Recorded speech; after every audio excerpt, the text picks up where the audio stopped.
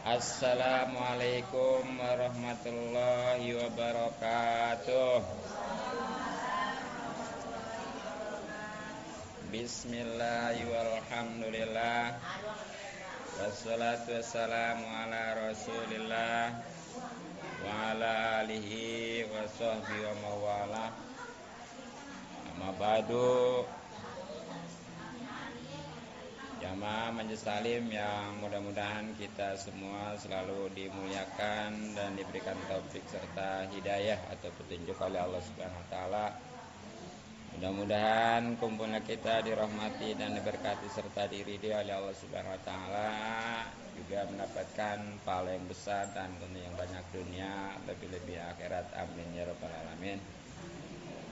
Terutama pahala dan keuntungan silaturahmi, mudah-mudahan rezeki kita dimudahkan dan dibanyakan serta dibarokahkan. Umur kita dipanjangkan dalam keadaan sehat lahir batin. Dan mudah-mudahan dengan pembacaan rotib kita semua selalu dijaga oleh Allah Subhanahu wa taala, baik diri, keluarga, harta maupun terutama iman dan Islam. Terlebih lagi pahala dan keuntungan ngaji yang memang hukumnya wajib, bahkan wajib main. Artinya siapa yang ngaji insya Allah mendapatkan pahala. Tapi yang tidak atau belum ngaji, naudzubillah, tanpa disadari dia berdosa. Maka dari itu, mari kita kembali kaji kitabnya yang punya, dibawa, buka. Masih di halaman 62. Sekali lagi yang punya kitabnya buka halaman 62 baris berapa tuh?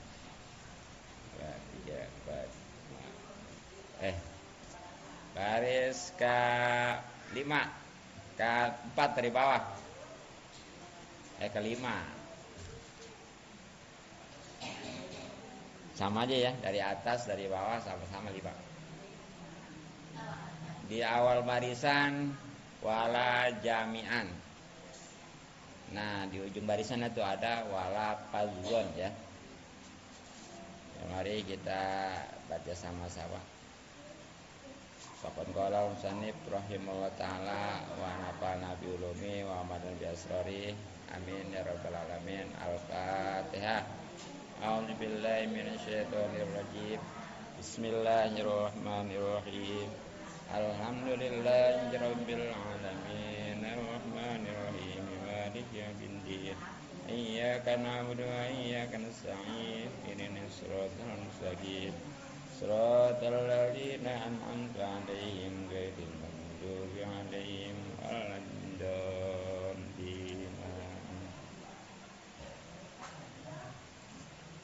Bismillahirrahmanirrahim. Wala fadzon. Di situ nggak ada jengnya, tambahan ya. Jeng ulah bedegong. Wala japian. Jeng ulah bengal. Wala golizon. Jeng ulah bengis. Wala mumarian. Jeng ulah cacawat. Wala mujadilan.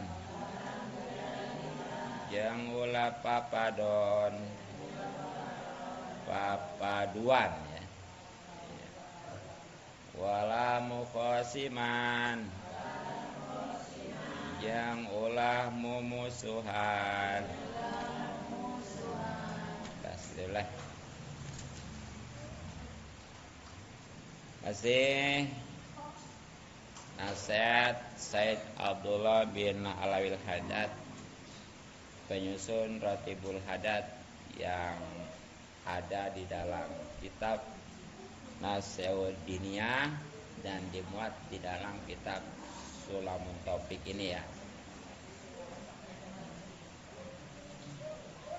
Khususnya sikap yang wajib dimiliki oleh setiap mukmin, baik laki-laki maupun perempuan. Tapi di sini mah larangan.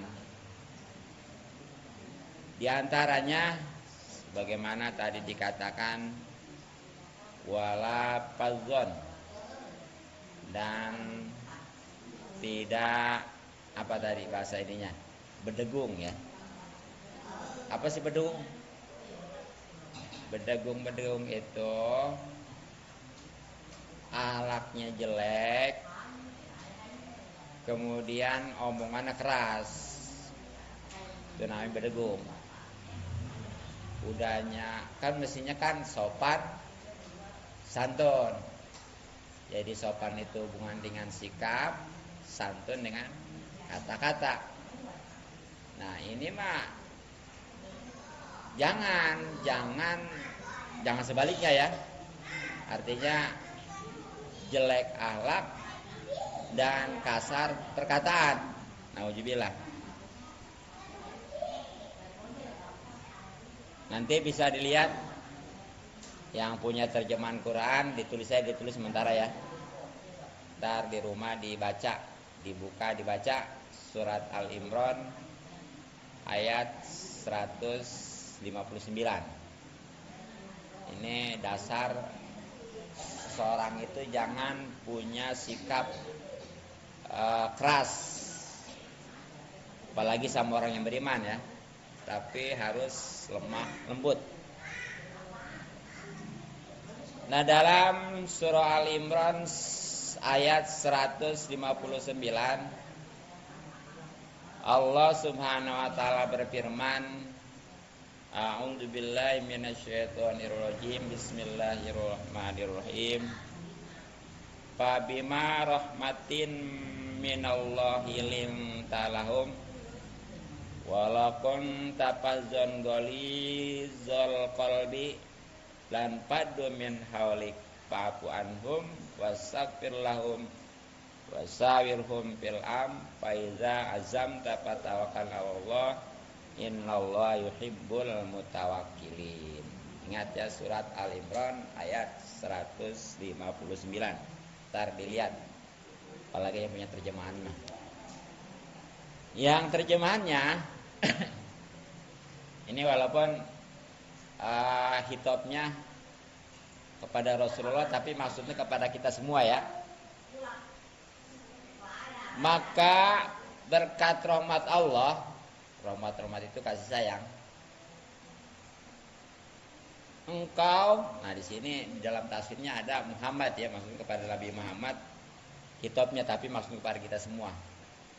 Hendaklah berlaku lemah lembut terhadap mereka. Nah maksudnya kepada umatnya ya, kalau kita mah kepada sekeliling, tetangga, saudara ya, itu harus lemah lembut, lemah atau sikap lembut kata-kata. Nah bagaimana kalau dia malah sebaliknya? Nah di sini disinggung. Kelanjutan terjemahan dari surat Al-Imran 159. Sekiranya kamu bersikap keras dan berhati kasar, pokoknya mah kan yang namanya marah mah dari hati ya, jengkel, kayaknya rusak penjengkelan nggak tahan, ngomel, bahkan sampai membabi buta ya. Wah, ngeri dah. Nih, kalau sekiranya kamu, ini kita nih ya, kepada tetangga, kepada saudara, bersikap keras dan berhati kasar, bagaimana tuh? Tentulah mereka menjauhkan diri dari sekitarmu, akan menjauh, gak demen ya. Ya orang yang bengis juga, orang yang kasar juga. Orang kasar mah gak demen, sama dia juga. Padahal dia orang yang bengis. Ya kalau kata ini bedos ya, tapi dia gak suka. Makanya kalau kita pengen disukain, tadi harus lemah lembut ya. Ya memang dengan kelembutan ini luar biasa Ya kalau kita sama-sama kasar bahaya. Di dalam rumah tangga juga nih yang namanya kelembutan penting. Kalau sama-sama lembut nggak ada kemajuan. Jangan ngeras dulu tuh ini. Kalau sama-sama keras hancur. Makanya gini mestinya nih. Kalau suami lagi marah, istri jangan ikut marah. Kalau pengen utuh ya. Saruhan. Benar, tinggalkan ya. Ulah diladenan benar. Sama sebaliknya, ketika istri marah juga, itu suami jangan meladenin. Enggak menang lawan istri apa pokoknya ngomong mah ya. Pokoknya kalau dibina ngomong sama perempuan kele, bari nangis juga bisa mah. Iya. Kadang-kadang laki baru ngomong satu, perempuan mah udah 5-10. Ya kan kemarin sempat disinggung ya, apa sebabnya perempuan banyak ngomong. Ya udahlah, paham ya. Gitu ya. Gitu. Kalau laki mah nggak langsung ngomong, pikirin dulu kenapa. Ya palanya 2 gitu kan. Gitu. Jadi itu imbangin tuh. Ya jangan kasar semua. Jangan lembut semua. Kalau lembut semua nggak ada kemajuan. Ya kalau kasar semua hancur. Jadi kudu seimbang. Ketika suami kasar, perempuan lemah. Ketika istri kasar, suami ngalah. Itu. Jangan diladenin. Itu kebanyakan yang mantap sampai terjadi perceraian kan diladenin. Jadi atau istri ngomel, katanya kayak suaminya, gua walaupun bagaimana kalau rumah tangga, masa ya berdomelin saja ya, nggak senang. Akhirnya mah sampai ringan tangan, aku istri nggak senang lagi aja ya. Hancur gara-gara gitu. Itu jangan sampai. Terus gimana mestinya nih? Kalau memang kita pengen rukun ya, pengen utuh. Jadi tadi jangan berarti kasar, jangan umpamanya bersikap keras ya, karena mereka akan menjauh. Justru seandainya ada kesalahan nih, baik istri ke suami atau suami ke istri, hendaklah itu maafin ya, Pak Anho, maafin, jangan gengsi-gengsi, nggak bakalan maafin kalau lo nggak bakal minta maaf, kalau lo nggak minta maaf duluan, jangan gitu. Ya sebab gini nih ya, ini sekali lagi bukan suami istri aja, termasuk dalam kehidupan bermasyarakat gitu, sama saudara, sama tetangga ya. Itu jangan merasa benar sehingga dia nggak mau minta maaf. Artinya kalau dia yang salah belum minta maaf, masa apalagi saya kata yang benar. Itu tetap kalau udah terjadi permusuhan, pertentangan, yang akibatnya nanti bukan aja yang benernya, yang jangan bukan yang salahnya aja ya, yang benar juga sama. Itu mantap mengakibatkan amalnya nggak diterima. Ini sayang ya. Nah jadi maafin, emang berat. Tapi kalau kita udah nggak maafin nanti itu luar biasa. Daripada gini nih, ada orang salah nih ya sama kita, kemudian minta maaf sama kita nggak dimaafin, dia mau udah diinin sama Allah ya, tinggal kita urusan Allah, nanti kan dituntut kenapa orang minta maaf gak dimaafin. Tapi yang salah juga jangan gengsi, bahkan yang benar juga ya. Sebab kalau udah terjadi permusuhan, itulah akibatnya nanti bisa nggak turun rahmat, kasih sayang, dan juga malah dikutuk oleh Allah Subhanahu Wa Taala. Terus di samping ya bahkan bukan aja maafkan, tapi mohonkan ampun tuh, itu yang tinggi Mbak ya. Jadi bukan aja dia memaafkan, tapi juga mohonkan ampun. Di sana ini ada tetangga, saudara sama kita, umpamanya dengki aja ya, sirik aja, benci aja gitu. Itu jangan ikut-ikutan kita ngebenci lagi. Doain. Anda nggak kira-kira? Kalau yang ada jumpain ya, balas kapan begini? Jangan. Jadi kalau kita doain nih, mudah-mudahan kalau dijawab kan berubah tuh. Dan seandainya belum berubah, itu selama itu kita udah dapat pahala, udah jadi lebih itu derajatnya sama dia. Apalagi kita kan udah ngaji ya. Jadi kalau memang udahnya saudara begitu, tetangga begitu, kita ladenin atau sama nya gitu. Sarwana ya dalam bahasa itu ya. Jangan tuh. Nah, terus kalau ada berbeda pendapat nih, kan biasanya keribut itu karena beda pendapat ya. Kata ini gini, kata itu begitu, akhirnya ribut. Kalau yang sependapat enggak ribut. Ini kayak calon lurah gak bakalan yang mantap beda atau beda ininya, kepentingannya. Beda pilihannya. Nah, ini musawarain ya. Bagaimana nih? Pokoknya masa kecil apapun kalau dimusawarain mah insya Allah itu nggak bakal nyesel. Sebab nanti ketika benernya atau itu bagus, ketika salah juga kalau musyawarah mah nggak bakal disesali. Nah, seperti ini. Pokoknya kita mau punya rencana dalam rumah tangga nih. Itu suami istri harus musyawarah. Kalau mau musyawarah nyelonong sendiri aja, apakah suami ya ataupun istri nih. Kalau memang sukses, ya alhamdulillah. Tapi ya sukses juga nanti itu kalau nggak musyawarah mah sombong. Apa sebabnya? Ini boleh saya sendiri, abang mah nggak ada apa-apanya, kan gitu ya. Ataupun kalau suami mah ini mah boleh saya sendiri, lu mah nggak ada apa-apanya, gitu. Karena nggak musyawarah. Itu sukses juga sombong. Apalagi gagal. Yang umpamanya rencana dagang nih, nggak bilang-bilang. Nyelonong aja si istri, bahkan ngambil bangkainya juga. Nah itu ketika rugi bangkrut, kata suaminya, dibilang juga apa, gitu kan ya? Tuh. Akhirnya gara-gara itu bukannya itu malah nyalain lagi, kan ribut tuh ya. Makanya dari awal perlu musyawarah, itu luar biasa ya. Nah kalau udah musyawarah nih, ya, dan udah jadi tekad, jadi nih. Kalau kita mau meraih suatu prestasi, katakan yang mau dagang ya. Pertama, musyawarah dulu. Udah musyawarah, benar-benar yakin ini. Supaya lebih yakin perlu nih kita sholat istikharah gitu ya. Paham nggak? Jadi di Islam luar biasa nih. Kalau kita pengen dapat petunjuk, usaha kita, kayak rencana kita, kayak apa ya, itu sholat istikharah. Juga kalau hajat tuh ya.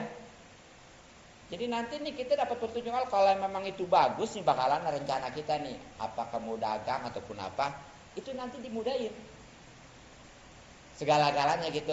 Nah itu bagus. Jadi yang namanya istiqoroh mah nggak mesti ngimpi aja. Kan umumnya seperti orang pengen jodoh ya, istiqoroh, tadi juga ngimpi. Kalau nggak ngimpi orang nggak kawin kan. Jadi gini, istiqoroh itu ketika kita istiqoroh kalau memang itu bagus ya, itu dimudahin. Jadi si laki-lakinya atau mungkin kencang, perempuannya bersama, terus dalam proses juga digampangin, itu berarti bagus. Gitu ya. Jadi bukan karena ngimpi aja. Nah, jadi kalau memang udah jadi musyawarah, udah tuh istiqorohin, udah mantap, itulah kita serahin kepada Allah.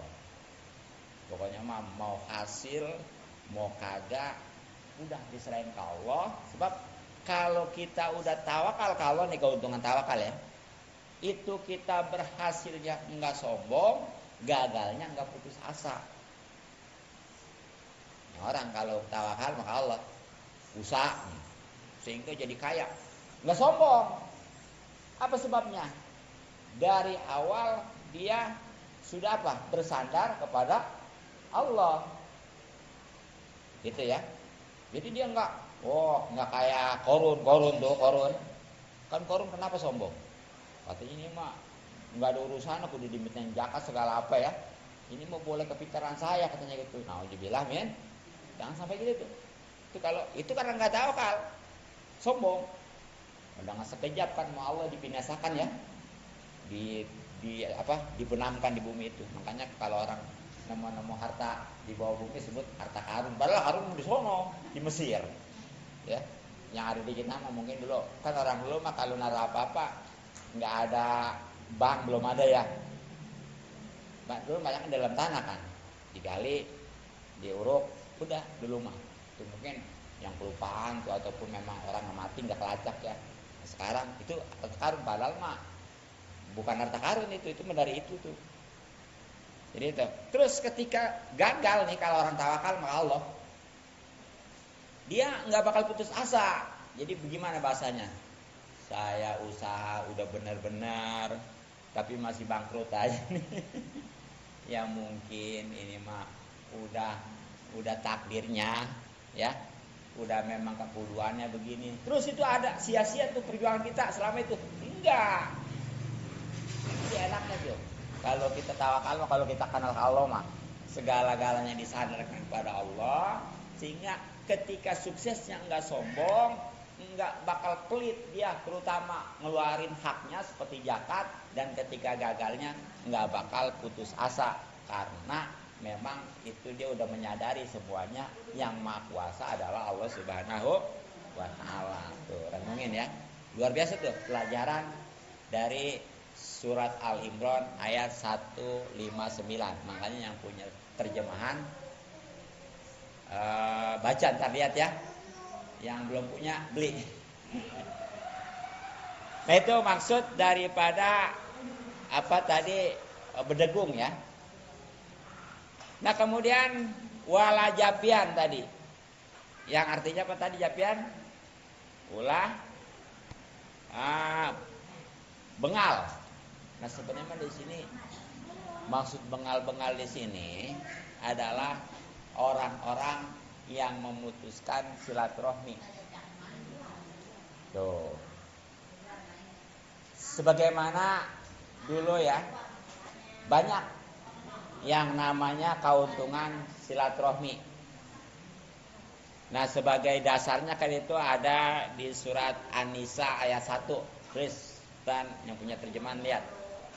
Ini dasar perintah silaturahmi itu surat An-Nisa ayat 1.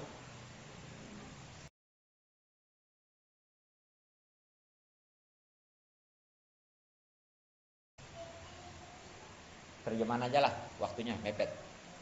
Yang terjemahan wallahu a'lam bishawab ya. Ingat, surat An-Nisa ayat 1. Surat An-Nisa itu surat keberapa? Keempat. Keempat atau ketiga? Empat ya? Iya, kan Al-Fatihah, Al-Baqarah, Al-Imran, An-Nisa. Keempat. Ayatnya 1 nih. Terjemahan lagi nih. Hai sekalian manusia, bertakwalah kepada Tuhanmu yang telah menciptakan kamu dari seorang diri. Dan daripadanya Allah menciptakan istrinya. Ini dari Nabi Adam ya, asal muasalnya ya. Nabi Adam mah nggak punya bapak, nggak punya ibu. Terus dari Nabi Adam diciptakan Siti Hawa dari tulang rusuknya yang sebelah kiri atau kanan? Emang? Kanan atau kiri? Kiri. Makanya tuh istri kalau berlindung kepada suami di sebelah kirinya sini nih. Gitu. Terus suami juga kalau menggendeng istri di sebelah kiri. Gitu ya, sebab kalau di kanan lu takut keserempet motor. Ya. Kiri. Makanya tuh kalau dihitung nih, semua laki-laki kurang, nggak sama ya. Jadi tulang rusuk ini sama ini beda. Iya, beda ya. Betul. Nah, jadi Siti Hawa mah punya bapak nggak punya ibu. Si Nabi Adam mah nggak punya bapak nggak punya ibu. Siti Hawa mah punya bapak nggak punya ibu. Ada yang sebaliknya, punya ibu nggak punya bapak. Siapa? Nah, Nabi Isa. Ya karena biasa punya ibu doang ya, nggak punya bapak. Tapi itu mah apa, kehendak Allah, jangan diikutin sekarang. Iya, supaya katanya kayak Nabi Isa, punya bapak, punya ibu nggak punya bapak pada zina. Nauzubillah min dzalik, itu mah kebablasan ya. Ya salah. Nah jadi itu pertamanya diciptakan Nabi Adam, kemudian diciptakan Siti Hawa. Dan daripada keduanya Allah memperkembangbiakan laki-laki dan perempuan yang banyak tuh. Jadi dari Nabi Adam dan Siti Hawa berkembang nih. Laki-laki, perempuan, bahkan Nabi Adam itu anaknya berapa puluh tuh ya. Banyak dah. Nah, tapi semuanya nih diperintahkan untuk bertakwalah kepada Allah dengan nama ya, dengan namanya kamu saling minta satu sama lain dan peliharalah hubungan silaturahmi ini. Jadi nih dari ayat ini pertama Allah ceritakan tentang kejadian manusia dari mana asalnya, kemudian disuruh bertakwa ya, dan juga harus saling memintanya kepada Allah aja, jangan kepada dukun dan sebagainya, sebab itu merugikan hakikatnya. Dan yang terpenting adalah jaga silaturahmi itu. Apa sebabnya? Sesungguhnya Allah selalu menjaga dan mengawasi. Jadi ketahuan yang Allah nih, siapa itu orang yang bertakwa, siapa yang enggak, siapa istilahnya yang minta ke Allah, siapa yang enggak, siapa yang memutuskan silaturahmi, siapa yang banyak silaturahmi, itu Allah Maha mengawasi, Maha tahu di mana dan kepada siapapun juga. Ya, kalau memang dia memangnya selalu bertakwa, selalu meminta, selalu bersilaturahmi, insya Allah itu akan mendapatkan keuntungan, kebahagiaan dunia maupun akhirat.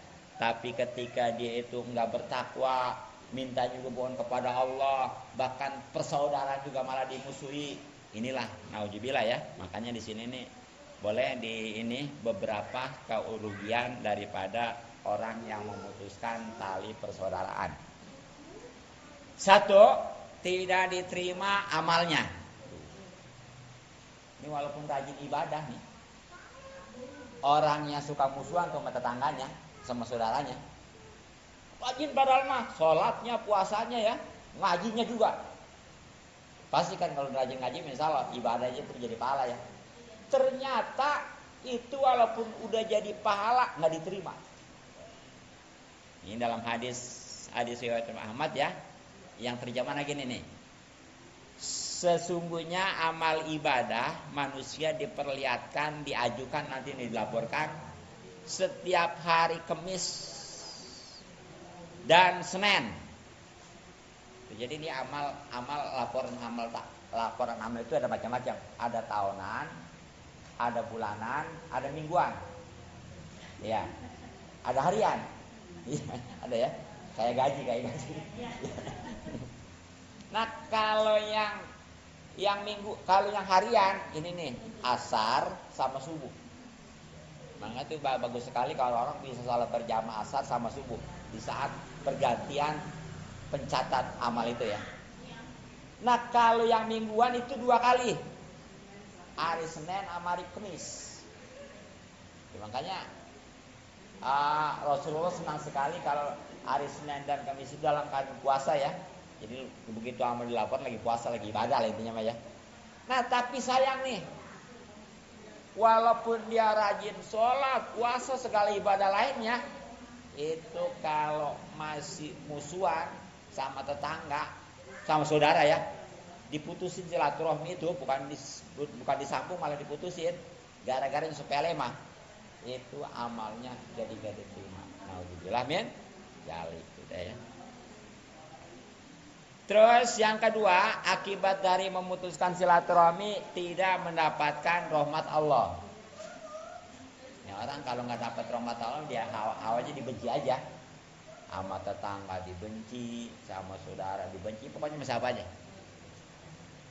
Nah, ini berdasarkan hadis riwayat Muslim Sahih Jasan ya, yang terjemahannya gini: rahmat Allah atau kasih sayang Allah tidak akan turun kepada kaum yang terdapat orang yang memutuskan tali silaturahmi.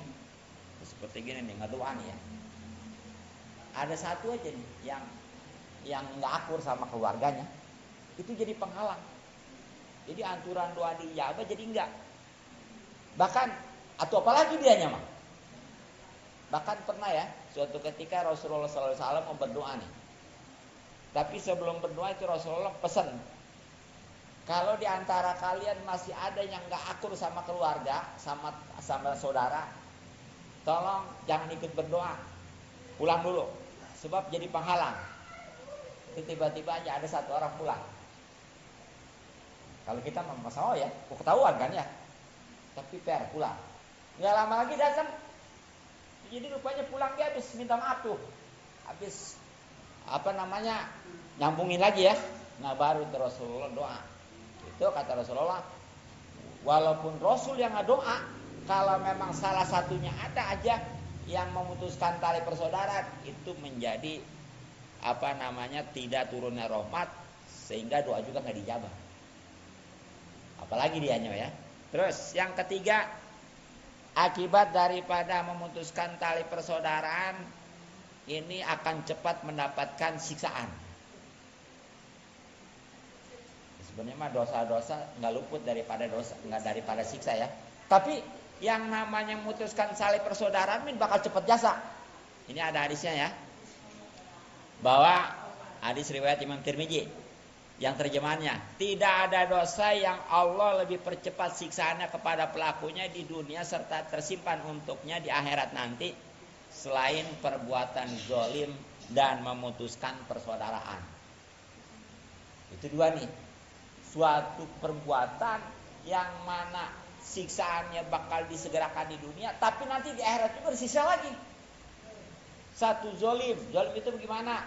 Ya macam umpamanya pemimpin bukan yang ngelindungin rakyat, malah nakutin bahkan beras. Gitu ya. Kedua, tuh yang orang memutuskan tali persaudaraan. Makanya Bu Beni jangan gara-gara calon lurah, jangan gara-gara pilkada ya. Pilkada lah apalah. Jangan sampai pecah ya. Beda mah silakan ya. Ya mungkin jangan gara-gara itu kecil gitu ya. Udah masing-masing aja, jangan dibawa-bawa kainnya nih, hati-hati. Ya, ini kadang-kadang kan, apalagi kalau giliran pemilihan lurah itu kadang-kadang saudara-saudara itu. Iya, habis saudara yang ini ngedukung ono, yang ini ngedukung ini gitu ya. Tuh, jangan sampai itu. Hati. Wen ya, rawan. Ya kalau pilkada sih nggak tapi rawan, ini calon lurah rawannya sini. Kadang-kadang saudara itu ya. Iya, lawan. Nah, yang keempat nih, ini nih ya. Akibat daripada memutuskan tali persaudaraan itu bakal dikutuk. Dikutuk itu jauh dari rahmat ya, disumpahin. Bagaimana sih disumpahin? Oleh Allah bahkan nih. Ya. Iya.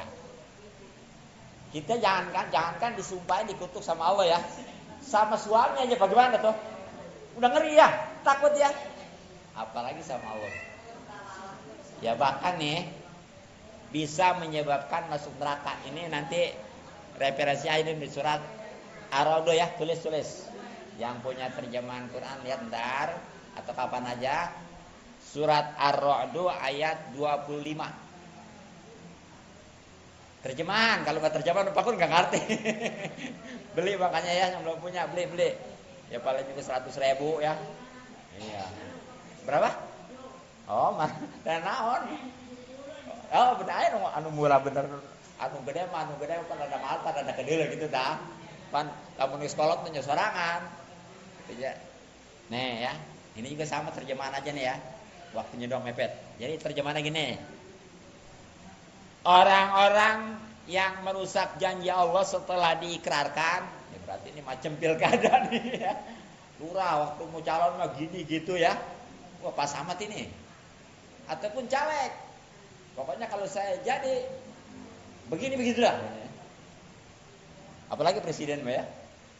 Lebih luas lagi. Dengan teguh dan memutuskan tapi nggak dibuktiin gitu. Janji mah janji, nggak ada buktinya. Termasuk nih, dan orang yang memutuskan apa-apa yang Allah telah perintahkan supaya dihubungkan. Artinya silaturahmi ya, bukannya disambung tuh silaturahmi, malah diputus-putusin. Gara-gara pilkada, gara-gara calon ya. Nah bagaimana teh? Ya orang-orang itulah yang memperoleh kutukan dan bagi yang mendapat kutukan dan bagi mereka tempat kediaman yang buruk, yakni neraka jahanam. Nauzubillah min. Itu jadi gara-gara paling dibayar berapa sih ya? Sampai mati-matian, sampai ribut-ribut sama saudara. Gak ada apa-apanya. Ternyata oleh Allah dikutuk, terus jelas nanti di akhirat bakal disiksa di neraka pastinya. Dan terakhir sementara ya, orang yang memutuskan silaturahmi ini tidak akan masuk surga. Nauzubillah min. Nah, ini ada hadis ya, di mana ini sesuai banget nih, sebab hadisnya diriwayatkan oleh Imam Bukhari Muslim yang terjemahannya, tidak akan masuk surga orang-orang yang memutuskan silaturahmi. Pendek sebenarnya hadis ini, la yadkhulul jannah qati'ur rahmi. Ya kan gitu ya.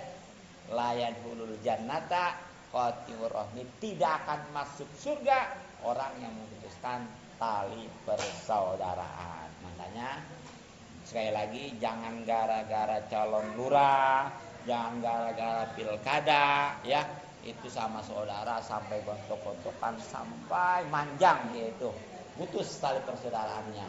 Itu sangat-sangat disayangkan karena tadi banyak kerugiannya. Nauzubillah min dzalik ya. Bahkan insya kesononya hidup juga sempit, rezeki juga seret gitu ya. Gitu, itu kan sangat disayangkan. Mungkin cukup, mudah-mudahan manfaat.